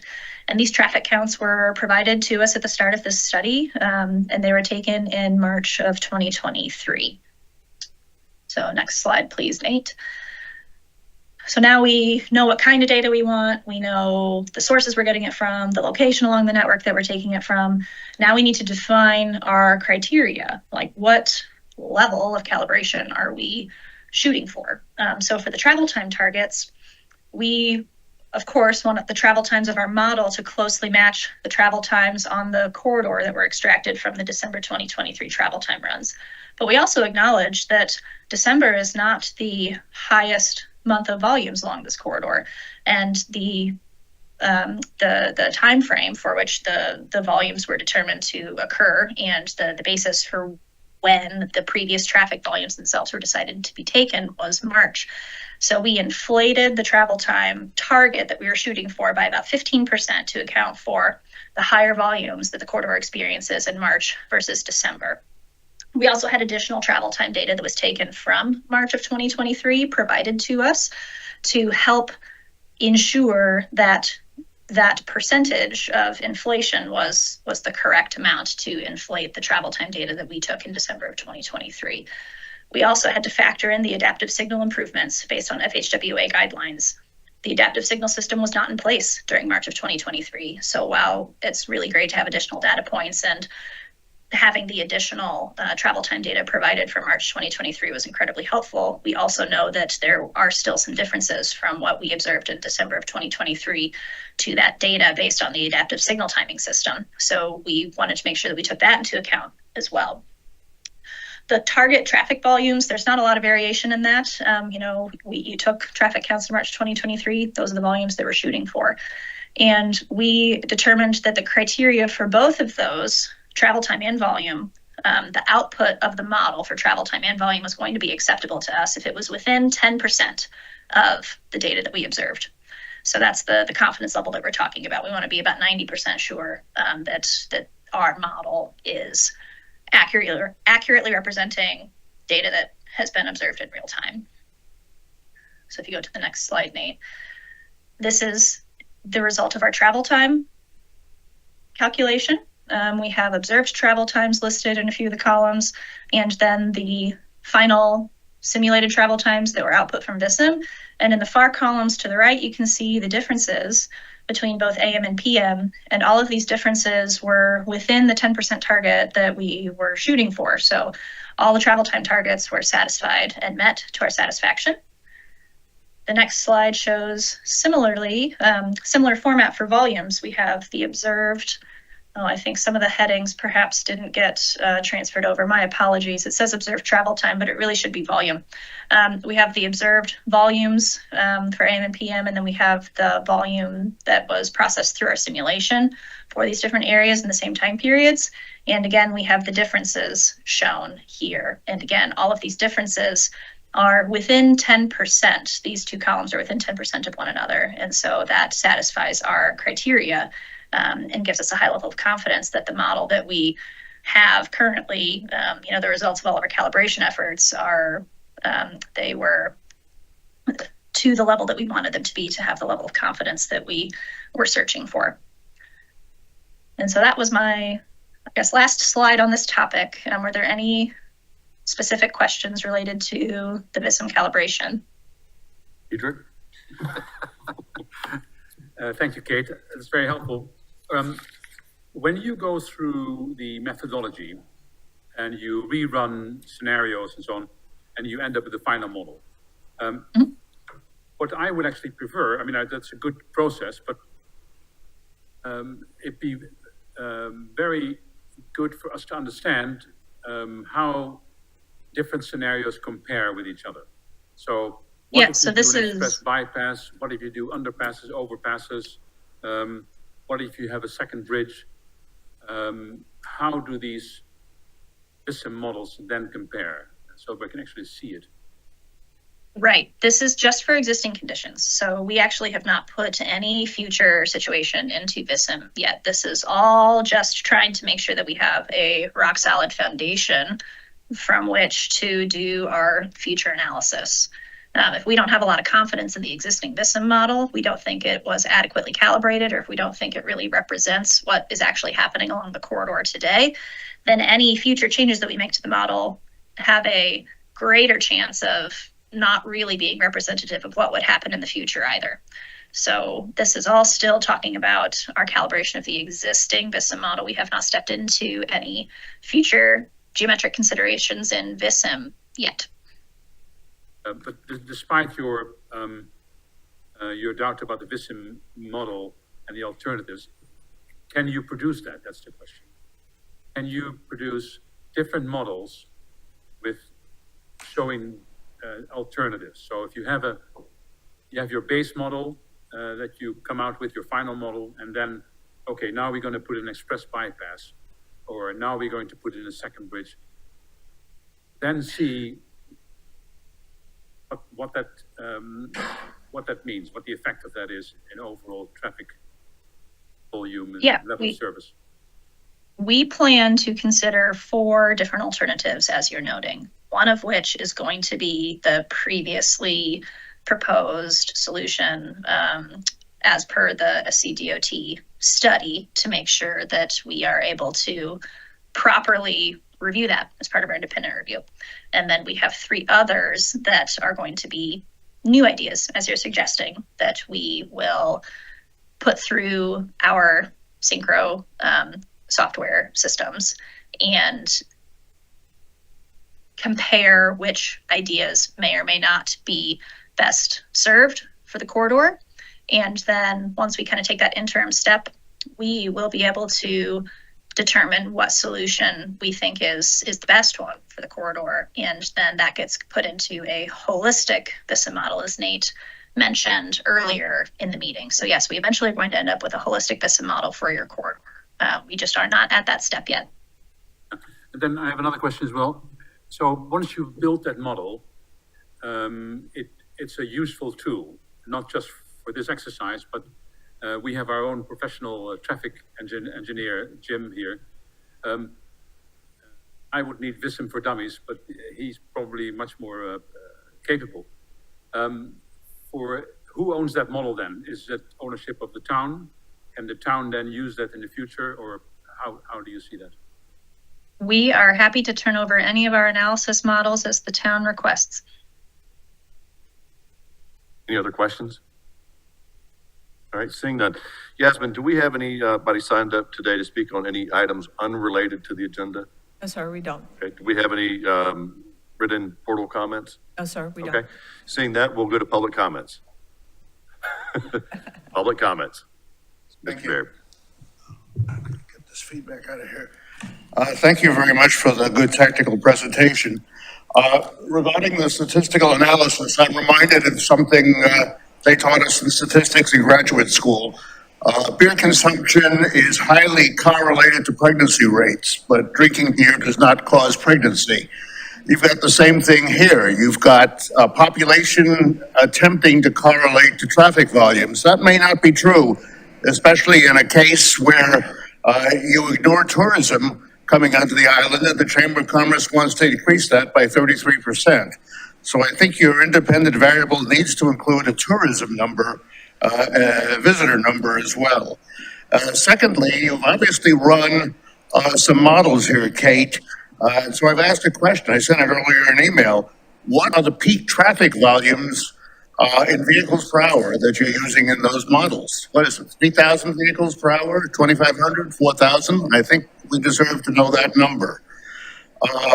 Last point is, and I agree with, by the way, Dietrich's point on quickly getting to the analysis alternatives. The last point is, I think your data is based on winter data, and it's imperative that you get data during the tourist season in the summer, because peak volumes, I don't care about AADT. There's plenty of capacity to handle AADT for a few decades. The peak volumes are dependent on tour numbers again, and that also includes workers coming in the island to service the tourists. So I think your independent variable needs to be tourists, and I think the measurement needs to be during the peak season, which is perhaps in the summer. And there is SCDOT data that shows when those peaks occurred. And finally, last point, with regard to the SCDOT data, the counters are saturated right now. So you may actually, once the roads open up, get much more traffic than you anticipated in peak volume, especially including induced demand, which people keep bringing up. I'll send them out regarding all of this again. Thanks again. Thank you. Other public comments? Yes, sir.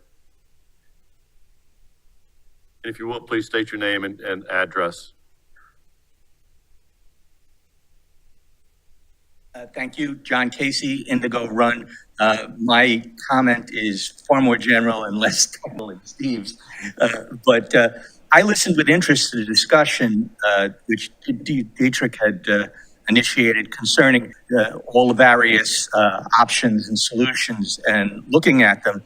And Mayor, frankly, I don't completely understand your position, because I understand that at the end of the day, you may be taking the DOT approach and three others and doing detailed analysis of them. But I think both board and the general public would be well served to know which other options were rejected and, more importantly, why. I think it would give valuable information to this board in its advisory role. But more than that, it would give the public confidence in the report and its thoroughness and indeed its independence. Anybody who lives in the town will tell you that, Barstool Talk is all about all the possible options. And if the general citizenry is aware of why their favorite option was rejected. I think it helps the entire process. Thank you. Thank you. Any other comments? Yes, sir. Joe Kernan, 48 Harthwood Drive. Since I last spoke to this group, I've continued my education, and I've discovered some things online, and the fundamental thing that I discovered was something called the fundamental law of congestion. And speaking broadly now and in general, what happens is once development continues and traffic arises to a point where you can't adjust the area to absorb it. One of the things that happens is you try to put in extra lanes, as we're talking about here in the primary proposal. And the law of congestion says you will only add congestion.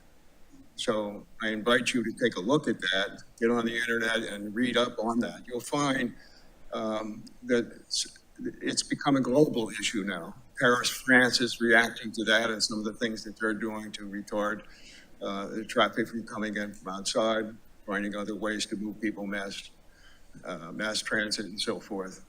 The city of Charleston has taken down half of its beltway. And the results have been now in the past few years that that particular area has become healthier.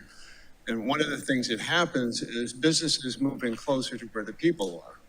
So adversely, what happens when you put in highways close and you begin to use them for local purposes, and businesses will spread out, creating more traffic and so forth. So that's all in this idea of the fundamental law of congestion. We are clearly have that situation. We have congestion. And I really hope, well, one of the things I would say to the planning department here is that you haven't done is talk to all of the employers on the island and get addresses of where their people live off island and so forth to pull together specific data. Because as this company has been doing, and I understand, they're using future projections, things, some of this is abstract, and they're going to generate the model with that. But I believe that if we went ahead and pull together specific data on our worker force, that would be very useful in driving the model, number one. Number two, I take exception to your protection of the independence of the contractor. It's our public money that we're spending. And I really believe you have to look at a second bridge option. It's imperative because we can't add roads. We can't add roads on the island. The law of congestion prevails. Thank you. Thank you, Joe. Appreciate it. Take a look at it. Any other public comment? Yes, sir.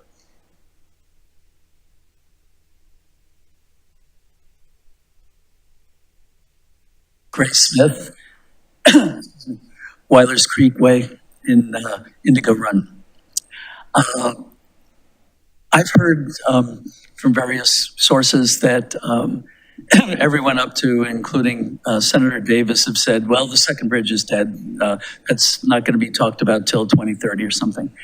And that's made me think that there are advantages to not consider the two bridges sequentially, but to consider them simultaneously, because if say consideration of a second bridge is put off to 2030, well then there could be a realistic tendency to overbuild a monstrous bridge now. And then if people do decide that the second bridge for both safety and traffic flow reasons should be built later, then you'd have one giant bridge that would be underutilized and also aesthetically not as pleasing as if they were both considered together. And you could have complementary scales as opposed to one huge one and then one that probably would be the same if the two were considered simultaneously. So I would urge everybody to really think about considering two bridges at the same time rather than sequentially. Thank you. Thank you. Any other public comment? All right, seeing none, we'll bring it back. Yes, ma'am.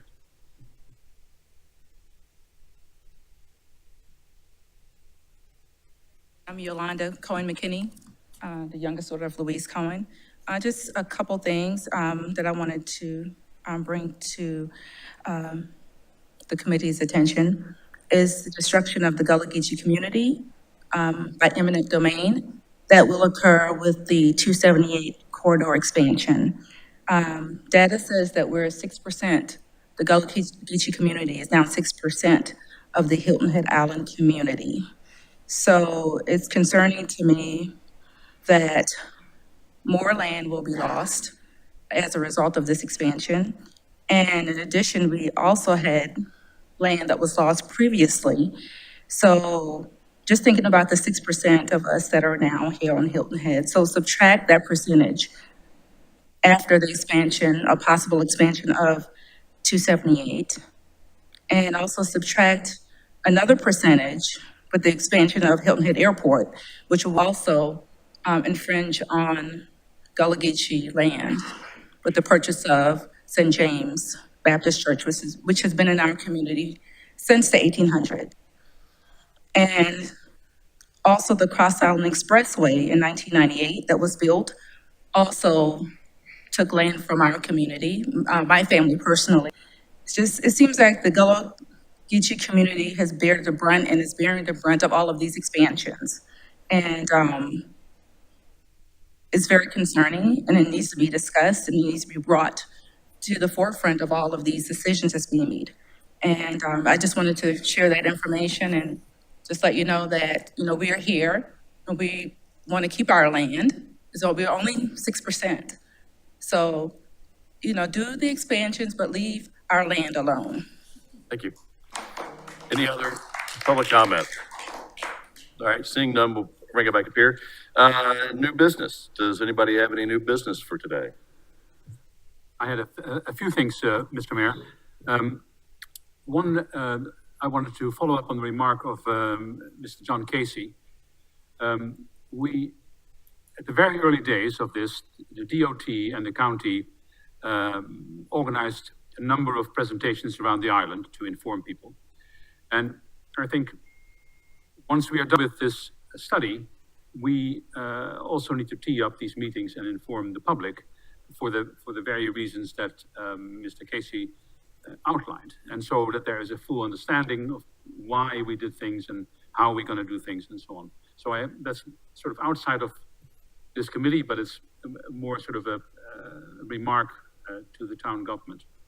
And then I wanted to propose two motions for this committee. One is, which ties in with Yolanda's remark, and that is to consider zero impact on the Stony community. And it's possible. It's we are at the very beginning. These things need to be looked at and see to what extent they are possible. So it needs to be communicated to the consultants. I will, let me just kind of interrupt you there. So council, some members of council and members of the county have trying to understand and come up with ideals of ways to protect the land. So those discussions are going forth and looking to challenge DOT's current layout, so to speak, of the 278 going through the corridor and what they're looking for the number of lanes and everything else. So those are being challenged. Right, but that's great. But I think that as a committee, we should also strive for, in the modeling, to look what it would take to really avoid encroaching on the Gullah community. And I think, it's an easy one for us. So if I can make that motion for this committee, if there's somebody who wants to second that. I'll second that. We're not in a position to, again, direct that. And I'm trying to keep this as independent as possible and let them do their work. And their work does not go into the final design of the road. We have a say in that final design as the town government, and we're already pushing back on some of the guides that they have posed, not only on 278, but also on Squire Pope Road. So those things are being pushed back on already. We are. So Sean, what were you gonna say? Yeah, I did want to go back. In the scope of work, it did say exhaust all alternatives to try to maintain a 4-lane segment through the Stony community. So, which would mean no additional impact. That's part of what will evaluate in their work.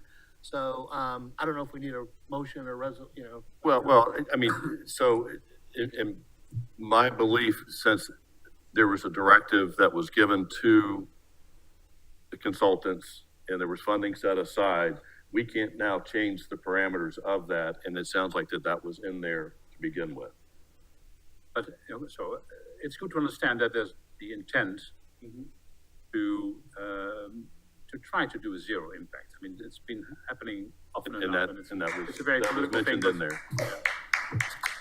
there. Then the second motion, or whatever you want to call it, is that I do want to keep that second bridge option on the table. It may be a different timeline, it may be a different thing altogether, but if we can model that in and we can see the effects, because if you long term, that would impact what a current bridge would look like. Again, I'm going to go back to the scope that was set forth by council and the purpose of this committee, and it was not in regards to that.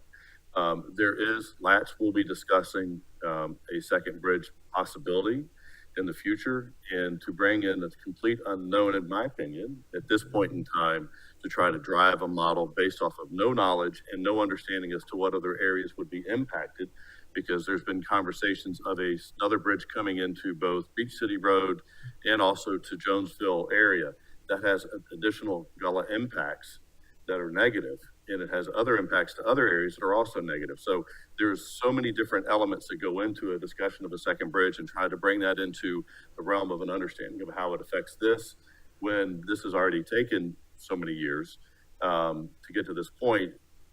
I would see that as futile at this point in time. Excuse me, but there's a perception that the influence is in the other direction, that they may be not to look at a second. I just stated that Latz, who runs all of our transportation studies, is going to be looking into that, and I don't have control over that. Yes, Sean? let me just add some. So evaluation of all alternatives is within Lockmueller's scope. We talked about with the determination of trying to maintain a 4-lane segment, 4-lane bridge, 4-lane segment, how much volume would need to be shifted to a different facility? They're going to provide those numbers. I don't think they're going to identify a specific second bridge location, but as part of the alternatives, they'll give an idea of how much traffic would need to be diverted to mitigate the need for additional lanes in the current corridor. Can I ask a question to Lochmuller? So, it cannot be too difficult to, when you play around with the business model, to look, it doesn't have to be put in a second bridge, just for the heck of it, and see what happens, given your real data on the traffic, just to understand it, okay? I understand that our current bridge is the real issue at the moment, but the viable alternative down the road, maybe 5 years, maybe 10 years, who knows? And I think for us, while we are in this thing, and I understand your point, Mr. Mayor, why not take that option? Or maybe that our traffic engineer can, once he has the model, can play with it. But for us as a town to understand what it means, whether it's completely ridiculous or whether it actually has some value, is a good thing for us. Yes. I disagree. I disagree with you. Everyone talking about a second bridge. It's outside the scope.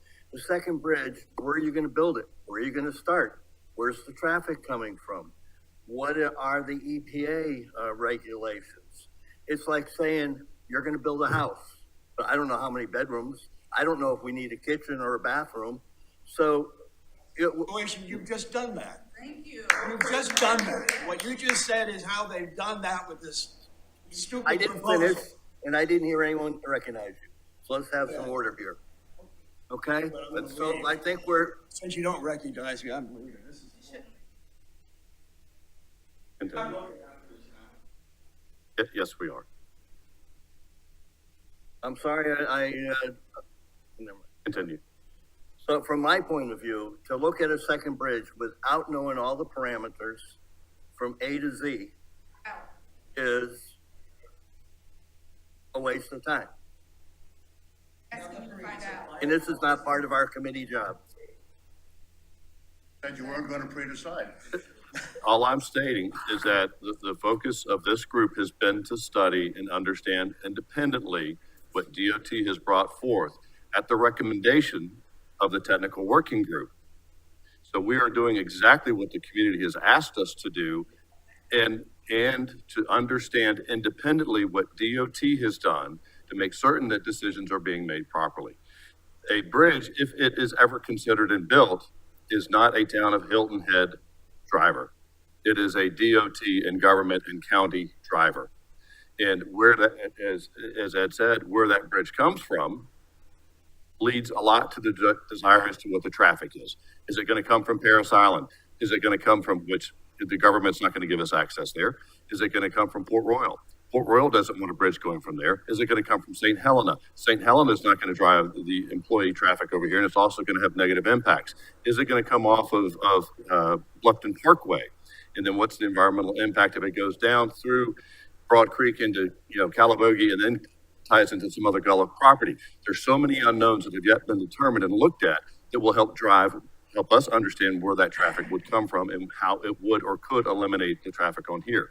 So the council agreed to set up this committee to look at and understand independently what is going on with DOT and their choices for us so that we can make a good decision for council and the town. There's been discussions about a second bridge coming on. The general comments. General comments. No. Those have been general comments, not just general comments from public. So I'm going to go ahead and end it at this because we're not moving forward anywhere. We have a direction. Council has given this committee direction of what we need to do. And it is not just my direction. That's the direction of 7. And it was voted upon and we got the funding to do this. And that's what we're going to do. So any other comments? With none being said, we're adjourned. Thank you all and have a happy Valentine's Day.